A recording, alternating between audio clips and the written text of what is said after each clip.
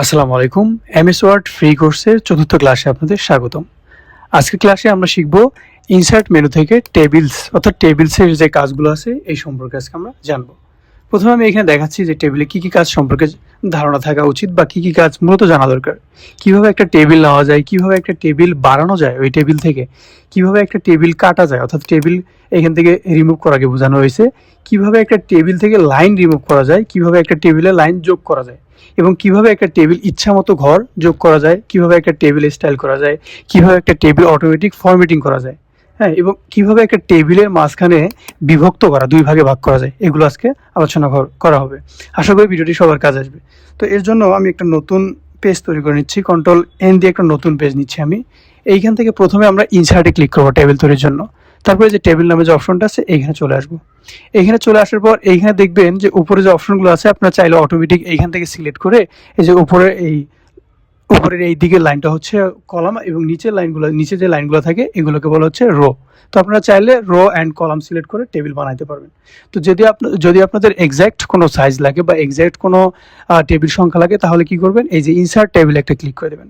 দেন এইখান থেকে আমি যদি এখানে নাম্বার অফ কলামস অর্থাৎ লম্বালম্বি ভাঁজ যেটা থাকে এটা যদি আমি এখান থেকে রাখি 5 এবং নিচে রো যদি আমি রাখি এখানে 4টা, তারপরে এইখান থেকে যদি আমি ওকে করে দিই এখানে কিন্তু একটা টেবিল তৈরি হয়ে গেছে। এখানে দেখুন কলাম এবং রো মিলে একটা টেবিল কিন্তু এখানে তৈরি হয়ে গেছে। এখন এটাকে জাস্ট আমরা একটু বড় করে নেব। এখন এইখানে প্রথমে কাজ হচ্ছে আমরা টেবিলটাতে কিছু লিখবো। যদি আমরা টেবিলটাতে কিছু লিখি, যেমন এখানে আমি লিখবো সিরিয়াল নাম্বার SL, তারপরে ঘরে লিখবো আমি নেম, তারপরে ঘরে নেবো, অবশ্যই ট্যাব পেস্ট করবেন তাহলে দ্রুত কাজ হয়ে যাবে। তারপরে লিখবো আমি স্যালারি, এরপর লিখবো আমি ভ্যাট, এরপর লিখবো আমি বোনাস, BONUS, বোনাস। বানান ভুল হতে পারে, আপনারা ঠিক করে নেবেন। এখন এইখানে দেখুন ওপরে কিন্তু অনেকগুলো স্টাইল আছে, আপনারা চাইলে কিন্তু টেবিলটা সিলেক্ট করে এইখান থেকে বিভিন্ন ধরনের স্টাইল আপনারা করে নিতে পারবেন বা এইখানে শেডিংয়ে গিয়েও অনেক ধরনের কাজ আপনারা করতে পারেন। তো আমার যেহেতু স্টাইলের প্রয়োজন নাই তাহলে আমি আমার আগের মতো আমি টেবিলটাকে নর্মাল ফরম্যাট করে নিচ্ছি। দেখুন এইখানে কিন্তু আরেকটা বিষয় লক্ষ্য করা যাচ্ছে যে আমাদের এই যে লেখার পরে কিন্তু অতিরিক্ত স্পেস বা অর্থাৎ অতিরিক্ত জায়গাগুলো এখানে চলে আসছে। তো আমরা চাইলে কিন্তু এই জায়গাগুলো একটু রিমুভ করতে পারি। কীভাবে করতে পারি, বা টেবিলটা সুন্দর মতো ফরম্যাটিং করার জন্য আমরা এই যে এখানে দেখতে পাচ্ছেন কার্সর যদি আমরা এখানে রাখি, এইভাবে যদি আমি টানি একটা করে যদি নিয়ে আসি মাউস দিয়ে, তাহলে দেখতে পারবেন এইখানে কিন্তু আমাদের জায়গাটা কিন্তু অনেকটাই কমে আসছে এবং টেবিলটা কিন্তু দেখতে সুন্দর লাগতেছে। এবং কিভাবে অটোমেটিক ফরম্যাট করা যায় সেটাও আমি ভিডিও শেষে দেখাবো। এখন আমাদের এই লেখাগুলো যদি মাঝখানে নিয়ে আসা হয় তাহলে মনে হচ্ছে বেশি ভালো লাগবে। তো আমি কি করব, এই লেখাগুলোকে মাঝখানে আনার জন্য আমরা কি করব, এইখান থেকে লেখাটা সিলেক্ট করে নেবো, পুরো টেবিলটা সিলেক্ট করে নেবো, দেন কিবোর্ড থেকে কন্ট্রোল ই পেস্ট করে দেবো। তাহলে দেখুন লেখাগুলো কিন্তু মাঝখানে চলে আসছে। আমি লেখার সাইজটা এখান থেকে একটু বড় করে দিচ্ছি। দেন এখন আমাদের কাজ হচ্ছে যে আমাদের অনেক সময় প্রয়োজন হয়, এখানে আমি সিরিয়ালগুলো লিখে দিচ্ছি, 1 2 3। আমাদের অনেক সময় প্রয়োজন হয় যে এইভাবে, এই যে এখানে যেমন 3টা সিরিয়াল আছে, অনেক সময় প্রয়োজন হয় এখানে 10টা লাগবে, 20টা লাগবে, অর্থাৎ আমাদের এইখানে রো অ্যাড করার প্রয়োজন হয়। রো কীভাবে অ্যাড করবো, এর জন্য এই যে নর্মালি এইখানে একটা ক্লিক করবো, অর্থাৎ টেবিলের লাস্ট অংশে একটা ক্লিক করে নেবো। দেন এইখান থেকে যদি আমি ট্যাব বাটনটা পেশ করে ধরে থাকি তাহলে কিন্তু এখানে আনওয়ান্টেড অর্থাৎ যতগুলো প্রয়োজন সবগুলো এখানে কিন্তু টেবিল অটোমেটিক চলে আসবে। তো আমার যেহেতু আপাতত প্রয়োজন নাই তাই এটা আমি কন্ট্রোল জেড দিয়ে রিমুভ করে দিচ্ছি। এখন আমাদের অনেক সময় কি করতে হয়, এই যে উপরে যে লেখাটা আছে এই লেখাটা শেডিং করতে হয় বা বিভিন্ন কালার স্টাইল দিতে হয়। এটা কীভাবে করবেন, প্রথমে লেখাটা এখান থেকে সিলেক্ট করে নেবেন, দেন এইখান থেকে এই যে ডিজাইনে ক্লিক করবেন, তারপর এখানে দেখবেন শেডিংয়ের এখানে দেখবেন অনেক ধরনের কালার আছে, আপনারা আপনাদের মতো করে এখান থেকে কাস্টমাইজ করে নেবেন। জাস্ট আমি এই সবুজ কালারটা রাখলাম এবং এখানে ফন্ট কালারটা আমি এখানে দেবো সাদা। ঠিক আছে, আপনারা এখানে আপনাদের মতো করে নেবেন, আমি জাস্ট দেখানোর জন্য করছি। এখন আমাদের আরেকটা কাজ হচ্ছে, সেটা হচ্ছে এইখানে আমাদের অনেক সময় প্রয়োজন হয় যে এইখান থেকে জাস্ট 2টা ঘরকে আমরা একটা ঘরে রূপান্তরিত করব। কিভাবে করব, এর জন্য আমরা জাস্ট এই টেবিলের উপর একটা ক্লিক রাখবো, এই যে উপরে লেআউট অপশনটা দেখতে পাচ্ছেন এইখানে যদি একটা ক্লিক করি, দেন এইখান থেকে এই যে ইরেজার যে অপশনটা দেখতে পাচ্ছেন এইখানে একটা ক্লিক করব। দেন এইখান থেকে আমি যে এই ঘরগুলো সিলেক্ট করব সবগুলো ঘর কিন্তু এখান থেকে রিমুভ হয়ে যাবে। আমি চাইলে এই লাইনটাও এখান থেকে রিমুভ করে দিতে পারি। তো আশা করি বুঝতে পারছেন যে কীভাবে টেবিল থেকে লাইন বা ঘর রিমুভ করতে হয়। এখন আবার এই লাইনগুলো আমরা পুনরায় কীভাবে ফিরে নিয়ে আসবো, অনেক সময় কিন্তু কন্ট্রোল জেড দিয়ে কাজ করে না। কীভাবে নিয়ে আসবো, দেন টেবিলে এইখান থেকে এখানে টেবিলে ক্লিক থাকা অবস্থায় আবার আমরা এখানে এই যে লেআউটে একটা ক্লিক করব। লেআউটে যদি আমরা ক্লিক করি দেন এইখানে দেখতে পাবেন ড্র টেবিল নামে একটা অপশন আছে, এখানে একটা ক্লিক করে নেবেন, এরকম একটা পেন্সিল আইকন চলে আসবে। এইটা দিয়ে জাস্ট এইখানে এইভাবে টেনে দিবেন, অর্থাৎ মার্জিনের মতো করে দিবেন এখানে।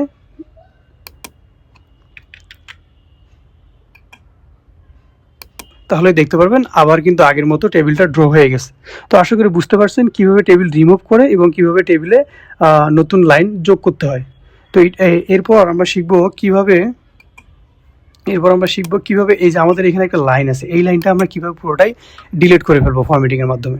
তো এই লাইনটা যদি আমাদের রিমুভ করার প্রয়োজন হয়, জাস্ট এইখানে আমি এই লাইনটা সিলেক্ট করব, দেন এইখান থেকে মাউসের রাইট বাটন ক্লিক করবো, রাইট বাটন ক্লিক করবো, ডিলিট সেল একটা ক্লিক করবো, দেন এরকম একটা অপশন আসবে, এখানে ওকে করে দেবো। দেখুন আমাদের এখান থেকে কিন্তু একটা কলাম চলে গেছে, ঠিক আছে।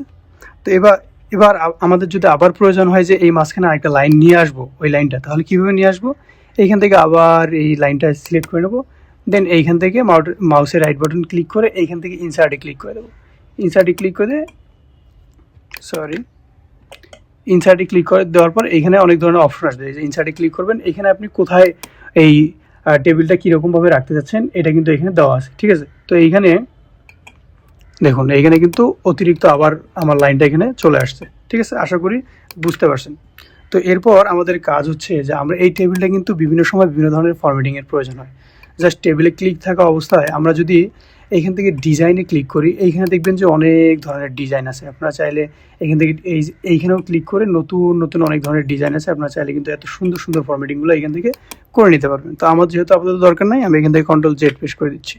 হ্যাঁ, এরপর আমাদের কাজ হচ্ছে কি, আমাদের টেবিলটা বিভক্ত করা। কিভাবে আমরা টেবিলটা বিভক্ত করবো, অর্থাৎ মাঝখানে বা আপনারা আরও একটা জিনিস লক্ষ্য করতে পারেন যে যদি আমাদের যদি প্রয়োজন হয় যে টেবিলটা আমরা এখানে অনেকগুলো রো নিয়ে আসবো, তাহলে কী করবো, বাই সিরিয়ালটা বাড়াবো, এখান থেকে ট্যাব পেশ করে দেবো, অনেকগুলো আসবে। তো এখানে পরে আপনারা সিরিয়ালগুলো দিয়ে দিতে পারবেন, যেমন 4, 5।